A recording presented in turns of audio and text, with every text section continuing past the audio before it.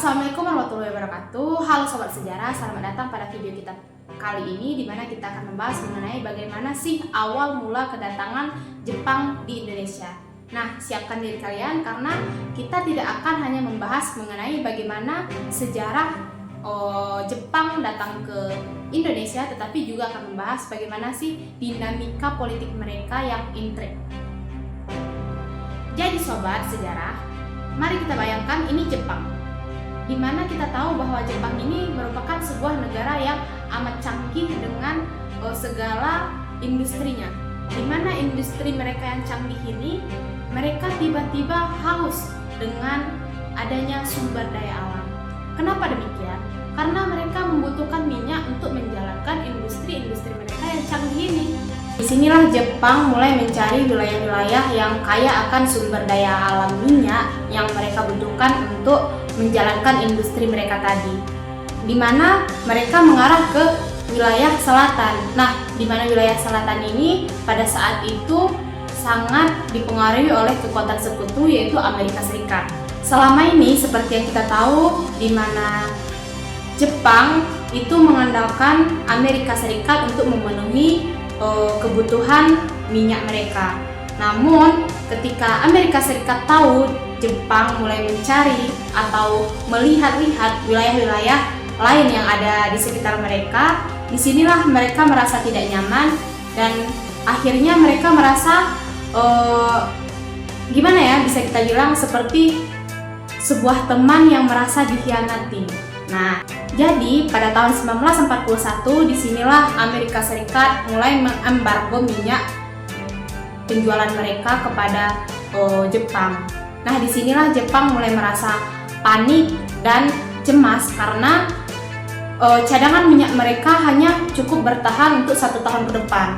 Dan akhirnya disinilah Jepang memilih cara lain, cara cepat untuk mendapatkan sumber daya minyak yang mereka butuhkan dengan cara datang ke Indonesia, di mana Indonesia pada saat itu berada di bawah wilayah pemerintahan Hindia Belanda. Indonesia yang dikenal pada saat itu sebagai Hindia Belanda yang berada di bawah kekuasaan kolonial Belanda, di mana situasi mulai berubah dengan terjadinya Perang Dunia II. Jepang yang ingin memperluas wilayahnya melihat Indonesia ini sebagai sebuah tempat yang strategis karena kekayaan sumber daya alam kita pada saat itu sangat-sangat melimpah. Nah, sekarang mari kita simak bagaimana Jepang bisa masuk ke Indonesia dan apa yang terjadi selanjutnya. Sobat-sobat sekalian, ini adalah salah satu video yang menggambarkan bagaimana situasi Perang Dunia II pada saat itu. Dari gambar ini kita bisa lihat bahwa kehidupan masyarakat Indonesia di bawah penjajahan Belanda, di mana sebelum kedatangan Jepang, Indonesia ini sudah dijajah lebih dari 300 tahun oleh Belanda. Dan kemudian kita dijajah lagi nih oleh Jepang. Coba kalian bayangkan bagaimana perasaan kalian jika hidup pada zaman itu.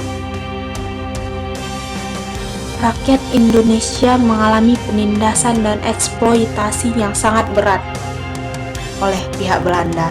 Menguasai sumber daya alam yang melimpah seperti dari gambar ini, minyak bumi di Sumatera, timah di daerah Bangka Belitung, dan karet di daerah Sumatera dan Kalimantan.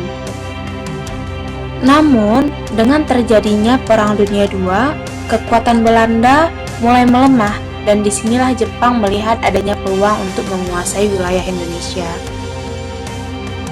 Nah, membahas mengenai faktor-faktor apa saja nih yang membuat masuknya Jepang ke Indonesia. Kita bisa lihat dari faktor yang pertama, di mana kekalahan Belanda di Eropa. Di sini saat Belanda kalah dari Jerman, di mana pertahanan mereka di Asia Tenggara menjadi lemah. Selanjutnya ada strategi militer Jepang. Di sini Jepang ingin menguasai wilayah Asia Tenggara untuk mendukung perang melawan sekutu yaitu Amerika Serikat.